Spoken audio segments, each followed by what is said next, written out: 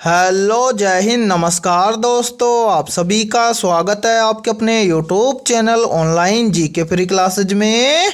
आज के इस क्लास में हम आरआरबी एनटीपीसी एग्जाम 2024-25 के लिए 7वां मॉडल पेपर लेकर आए हैं और इस 7वें मॉडल पेपर के अंदर हम बहुत ही इंपॉर्टेंट क्वेश्चनों को कवर करेंगे और ये सभी क्वेश्चन आपके आरआरबी एनटीपीसी एग्जाम 2024-25 के लिए इंपॉर्टेंट रहेंगे। इसलिए 7वें मॉडल पेपर को आपको कंप्लीट देखना है और इस मॉडल पेपर के एंड में आपको बताना है कि आपके टोटल कितने क्वेश्चन है सही होते हैं। तो चलिए शुरू करते हैं आज के 7वें मॉडल पेपर को बिना देरी के।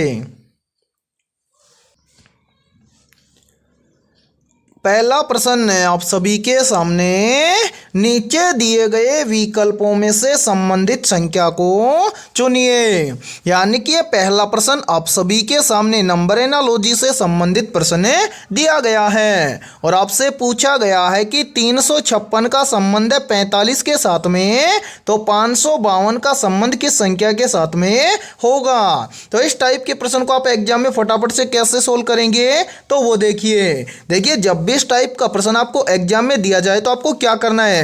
सबसे पहले तो आपको यहां पर पता करना है कि 356 से यहां पर 45 से कैसे लिखा गया है। तो मेरे भाई यहां पर देखिए, यहां पर 356 से 45 लिखा गया है कैसे। तो यहां पर क्या किया गया है, जो 356 है इस 356 की पहली और आखिरी संख्या को आपस में क्या किया गया है, जोड़ा गया है। तो 356 की पहली संख्या है 3 और आखिरी संख्या है 6, तो इन दोनों को आपस में जोड़ा गया है। तो 3 और 6 कितना हो जाएगा, तो 3 और 6 हो जाएगा 9। फिर इस 9 का मल्टीप्लाई किया गया है इस बीच वाली संख्या के साथ में। बीच वाली संख्या है कितनी, 5। तो यहां पर देखिए 9 पंजे कितना हो जाएगा, तो 9 पंजे हो जाएगा 45। और ध्यान से देखिए 45 यहां पर आप सभी के सामने दिया गया है। अब क्या करेंगे, यही सेम लॉजिक हम लगाएंगे 552 के अंदर और इस प्रश्न चिन्ह की वैल्यू ज्ञात करेंगे। तो करेंगे क्या, सबसे पहले तो 552 की पहली और आखिरी संख्या को आपस में क्या कर देंगे, जोड़ देंगे।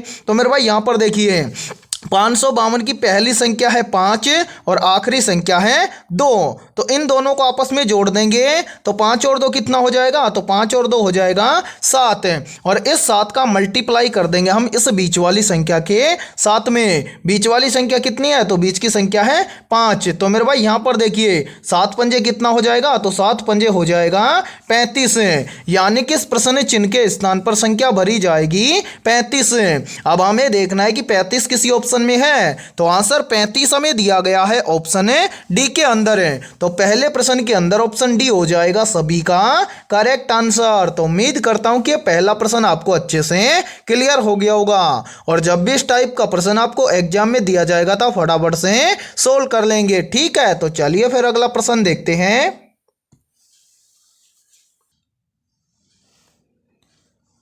दूसरा प्रश्न है आप सभी के सामने, नीचे दी गई श्रृंखला श्रेणी में प्रश्नवाचक चिन्ह के स्थान पर कौन सी संख्या आएगी। यानी कि ये दूसरा प्रश्न आप सभी के सामने सीरीज से संबंधित प्रश्न दिया गया है और आपसे पूछा गया है कि इस सीरीज में इन प्रश्न चिन्हों के स्थान पर कौन सी संख्या आएगी। तो इस टाइप के प्रश्न को आप एग्जाम में देखते हैं फटाफट से कैसे सोल्व करेंगे, तो वो देखिए मैंने आपको काफी बार बताया कि सीरीज के अंदर आपको जब डबल प्रश्न चिन्ह दिए जाएं तो इस टाइप के सीरीज को आपको कैसे सोल्व करना है। तो देखिए मैं फिर बता देता हूं, जब भी आपको एग्जाम में सीरीज के अंदर डबल प्रश्न चिन्ह दिए जाएं तो इस टाइप के सीरीज को आपको सोल्व करना है एक संख्या को छोड़कर एक संख्या को। कैसे, तो वो देखिए यहां पर देखिए मेरे भाई, यहां पर हम क्या करेंगे, इस सीरीज को सोल्व करेंगे एक संख्या को छोड़कर एक संख्या के आधार पर है। तो देखिए सबसे पहली संख्या है 3 से एक संख्या छोड़कर आगे चलेंगे तो कितना है, 6 है। तो 3 से 6 कैसे बनेगा, तो यहां पर देखिए यदि हम इस 3 का क्या कर दें, 2 गुना कर दें, तो 3 का 2 गुना होता है 6। इसी प्रकार से 6 से एक संख्या छोड़कर आगे चलेंगे तो 6 से आगे कितना है, 12 है। तो 6 से 12 कैसे बनेगा, तो यहां पर देखिए यदि हम इस 6 का भी क्या कर दें, 2 गुना कर दें, तो 6 का 2 गुना होता है 12। इसी प्रकार से आगे देखिए 12 से एक संख्या छोड़कर आगे चलेंगे तो आगे है 24। तो 12 से 24 कैसे बनेगा, तो यहां पर देखिए यदि हम 12 का भी क्या कर देंगे, 2 गुना कर दें, तो 12 का 2 गुना होता है 24। इसी प्रकार से देखिए 24 से एक संख्या छोड़कर आगे चलेंगे तो आगे क्या है, प्रश्न चिन्ह है। अब इस प्रश्न चिन्ह की वैल्यू हम कैसे निकालेंगे, तो वो देखिए प्रश्न चिन्ह की वैल्यू निकालने से पहले नीचे जो संख्या आई है इस संख्या को ध्यान से देखना है कि यहाँ पर हुआ क्या है। तो यहाँ पर देखिए मेरे भाई, यहाँ पर 3 से 6 हुआ है, 2 गुना करने पर है। 6 से 12 हुआ है, 2 गुना करने पर है। 12 से 24 हुआ है, 2 गुना करने पर है। यानी कि सभी का क्या हो रहा है, 2 गुना। तो 24 से प्रश्न चिन्ह की वैल्यू निकालने के लिए हम क्या कर देंगे, यहाँ पर 24 का भी कर देंगे 2 गुना। तो 24 का 2 गुना कितना होता है, तो 24 का 2 गुना होता है 48। यानी कि इस पहले प्रश्न चिन्ह के स्थान पर संख्या भरी जाएगी 48। अब इसी प्रकार से हम क्या करेंगे, इस दूसरे प्रश्न चिन्ह की वैल्यू निकालने के लिए जो सीरीज छूट गया इस सीरीज को सोल्व करेंगे। कैसे, तो वो देखिए सेम इसी प्रकार से करेंगे सोल्व, यानी कि एक संख्या को छोड़कर एक संख्या के आधार पर। देखिए मेरे भाई, सबसे पहले यहां पर देखिए संख्या है 9, 9 से कितना हो रहा है 12, तो 9 से 12 कैसे बनेगा, तो यहां पर देखिए यदि हम 9 के अंदर क्या कर दें, +3 कर दें तो 9 और 3 हो जाएगा 12। फिर देखिए 12 से एक संख्या छोड़कर आगे चलेंगे तो आगे कितना बन रहा है 15, तो 12 से 15 कैसे बनेगा, तो यहां पर भी देखिए यदि हम 12 के अंदर क्या कर दें, +3 कर दें तो 12 और 3 हो जाएगा 15। फिर देखिए 15 से एक संख्या छोड़कर आगे चलेंगे तो आगे कितना है 18, तो 15 से 18 कैसे बनेगा, तो यहां पर भी देखिए यदि हम 15 के अंदर क्या कर दें, +3 कर दें तो 15 और 3 हो जाएगा 18। अब इसी प्रकार से हम क्या करेंगे, 18 से एक संख्या छोड़कर आगे चलेंगे, आगे क्या है प्रश्न चिन्ह है। अब प्रश्न चिन्ह की वैल्यू हम कैसे निकालेंगे, तो वो देखिए प्रश्न चिन्ह की वैल्यू निकालने से पहले आपको यहां पर देखना है कि यहां पर पीछे जो ये सीरीज सोल्व हुआ है इसमें क्या लॉजिक लगा है। तो यहां पर देखिए मेरे भाई 9 से 12 बना है कैसे, +3 करने से। 12 से 15 बना है कैसे, +3 करने से। 15 से 18 बना है कैसे, +3 करने से। तो अब 18 से प्रश्न चिन्ह की वैल्यू निकालेंगे कैसे, तो 18 के अंदर भी हम क्या कर देंगे, +3 कर देंगे। तो 18 के अंदर +3 कर देंगे तो 18 और 3 हो जाएगा 21। यानी कि इस दूसरे प्रश्न चिन्ह के स्थान पर संख्या भरी जाएगी 21। अब हमें देखना है कि 48 और 21 किसी ऑप्शन में दिए गए हैं, तो आंसर 48 और 21 हमें दिए गए हैं ऑप्शन बी के अंदर है। तो दूसरे प्रश्न के अंदर ऑप्शन बी हो जाएगा सभी का करेक्ट आंसर है। तो उम्मीद करता हूं कि दूसरा प्रश्न भी आपको अच्छे से क्लियर हो गया होगा, और जब भी इस टाइप का प्रश्न आपको एग्जाम में दिया जाएगा तो फटाफट से सोल्व कर लेंगे। ठीक है, तो चलिए फिर अगला प्रश्न देखते हैं।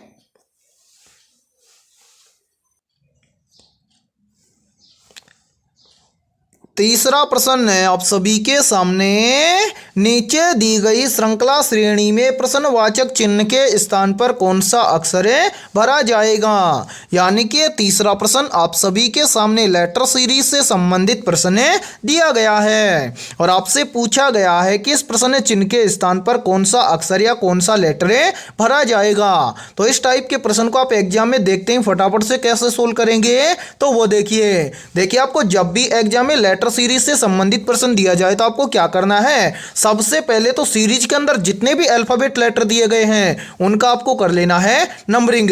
कैसे, तो देखिए यहां पर देखिए मेरे भाई, सबसे पहला लेटर है एक्स, एक्स का नंबर होता है 24। दूसरा लेटर है वी, वी का नंबर होता है 22। इसी प्रकार से देखिए वी के बाद में है लेटर टी, टी का नंबर होता है 20। फिर क्या है आर, आर का नंबर होता है 18। फिर क्या है पी, पी का नंबर होता है 16। अब मेरे भाई इस सीरीज को सोल्व कैसे करेंगे, तो वो देखिए यहाँ पर आपको अल्फाबेट लेटर नहीं देखना, यहाँ पर आपको देखना है केवल संख्या को। तो यहाँ पर देखिए यहाँ पर 24 से कितना बन रहा है 22, तो 24 से 22 कैसे बनेगा, तो यहाँ पर देखिए यदि हम 24 में से क्या कर दें, -2 कर दें, तो 24 में से -2 करेंगे तो यहाँ पर बन जाएगा 22। फिर देखिए 22 से कितना बन रहा है 20, तो 22 से 20 कैसे बनेगा, तो यहाँ पर भी देखिए यदि हम 22 में से क्या कर दें, -2 कर दें तो यहाँ पर बन जाएगा 20।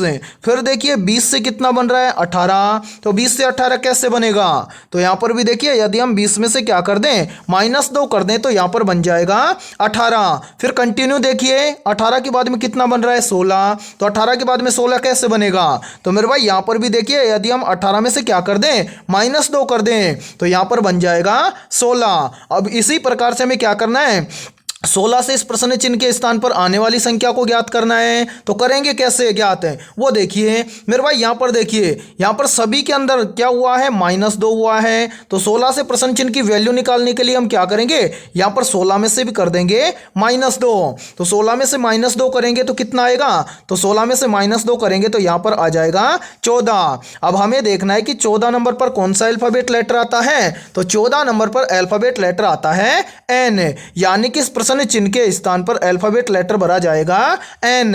अब हमें देखना है कि एन अल्फाबेट लेटर किसी ऑप्शन में है। तो आंसर एन अल्फाबेट लेटर में दिया गया है, ऑप्शन ए के अंदर है। तो तीसरे प्रश्न के अंदर ऑप्शन ए हो जाएगा सभी का करेक्ट आंसर। तो उम्मीद करता हूं कि तीसरा प्रश्न भी आपको अच्छे से क्लियर हो गया होगा। और जब भी इस टाइप का प्रश्न आपको एग्जाम में दिया जाएगा तो फटाफट से सोल्व कर लेंगे, ठीक है। और यहां पर देखिए आप सभी के लिए बहुत ही इंपॉर्टेंट सूचना है, यदि आप पहली बार में रेलवे एनटीपीसी एग्जाम 2024-25 को क्रैक करना चाहते हैं तो हमने आपके रेलवे एनटीपीसी एग्जाम 2024-25 के लिए GK, GS, mathematics, science, current affairs, reasoning और इन सभी के साथ में बेसिक कंप्यूटर के लगभग 21,000 प्लस मोस्ट इंपोर्टेंट क्वेश्चनों का पीडीएफ हमने तैयार किया है। यदि आप ये 21,000 क्वेश्चनों का पीडीएफ लेना चाहते हैं तो आप हमारे इस व्हाट्सएप नंबर पर कांटेक्ट करके ले सकते हैं। और इस पीडीएफ की प्राइस हमने रखी है मात्र और मात्र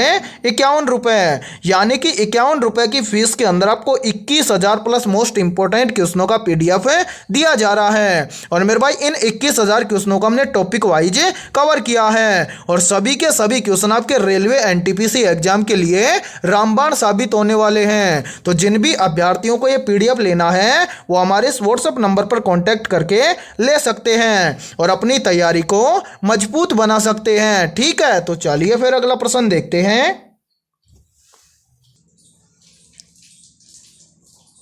24वां प्रश्न है आप सभी के सामने, नीचे दिए गए विकल्पों में से संबंधित संख्या को चुनिए। यानी कि ये चौथा प्रश्न आप सभी के सामने नंबर एनालॉजी से संबंधित प्रश्न दिया गया है और आपसे पूछा गया है कि 6 का संबंध है 13 के साथ में, 24 का संबंध है 49 के साथ में, तो 19 का संबंध किस संख्या के साथ में होगा। तो इस टाइप के प्रश्न को आप एग्जाम में देखते हैं फटाफट से कैसे सोल्व करेंगे। तो वो देखिए जब भी इस टाइप का प्रश्न आपको एग्जाम में दिया जाए तो आपको क्या करना है, सबसे पहले तो आपको यहां पर पता करना है कि 6 से यहां पर 13 कैसे बना है। उसी प्रकार से आपको यहां पर पता करना है कि यहां पर 24 से 49 कैसे बना है। फिर सेम इसी लॉजिक के आधार पर हम यहां पर बताएंगे कि 19 से इस प्रश्न चिन्ह के स्थान पर क्या बनेगा। तो यहां पर देखिए इस प्रश्न को किस लॉजिक के आधार पर सोल्व किया गया है। तो वो देखिए यहां पर देखिए मेरे भाई, यहां पर 6 से यहां पर 13 लिखा गया है कैसे।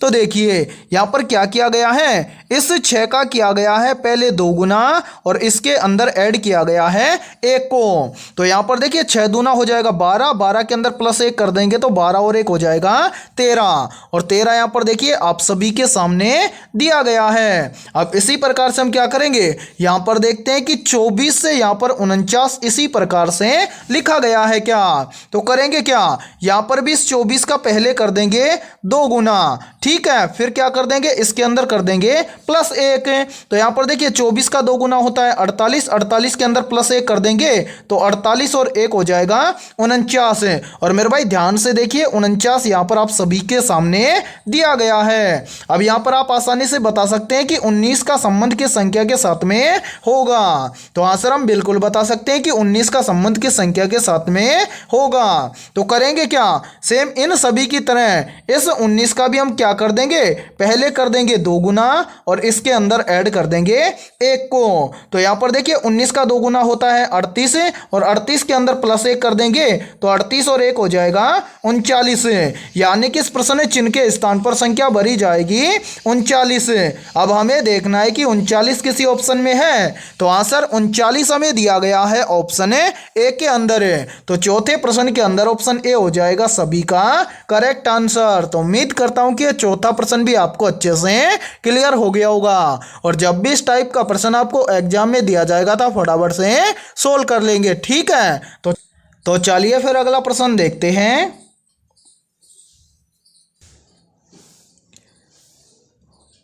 पांचवा प्रश्न आप सभी के सामने उस वैनारेख का चयन करें जो दिए गए वर्गों के बीच संबंध को दर्शाता हो। यानी कि ये पांचवा प्रश्न आप सभी के सामने वेन डायग्राम से संबंधित प्रश्न दिया गया है और आपसे पूछा गया है कि कलम, किताब और रबर का सही वेन डायग्राम किस प्रकार का बनेगा। तो इस टाइप के प्रश्न को आप एग्जाम में फटाफट से सोल्व कैसे करेंगे, तो वो देखिए आपको जब भी एग्जाम में वेन डायग्राम से संबंधित प्रश्न दिया जाए तो आपको क्या करना है, सबसे पहले तो ये देखना है कि आपको किन किन शब्दों से वेन डायग्राम तैयार करना है और उसके बाद में आपको उन शब्दों के बीच में देखना है रिलेशन।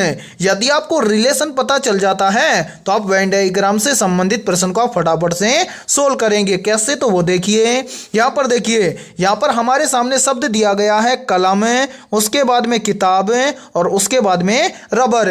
यानी कि ये तीन शब्द हैं जिससे हमें क्या करना है, वेन डायग्राम तैयार करना है। तब करेंगे क्या, सबसे पहले तो इन तीनों शब्दों के बीच में हम देखेंगे रिलेशन है। तो यहाँ पर देखिए मेरे भाई, सबसे पहले हम रिलेशन देखेंगे कलम और किताब के बीच में। तो क्या कलम और किताब के बीच में कोई रिलेशन है, तो नहीं सर, कलम और किताब के बीच में कोई भी रिलेशन नहीं है। यानी कि कलम अलग होता है और किताब अलग होता है। इसी प्रकार से हम क्या करेंगे, यहाँ पर किताब और रबर के बीच में रिलेशन देखेंगे। तो क्या किताब और रबर के बीच में कोई रिलेशन है, तो नहीं सर, किताब और रबर के बीच में भी कोई रिलेशन नहीं है। ठीक है मेरे भाई, इसी प्रकार से हम क्या करेंगे, यहाँ पर कलम और रबर के बीच में रिलेशन देखेंगे। तो क्या कलम और रबर के बीच में कोई रिलेशन है, तो नहीं सर, कलम और रबर के बीच में भी कोई रिलेशन नहीं है। यानी कि हमारे सामने जो तीन शब्द दिए गए हैं ये तीनों के तीनों क्या हैं, अलग अलग हैं। तो यहाँ पर वेन डायग्राम कैसे बनाएंगे, तो वो देखिए यहां पर देखिए मेरे भाई, पहला आरेख तो हम बनाएंगे किसके लिए, कलम के लिए।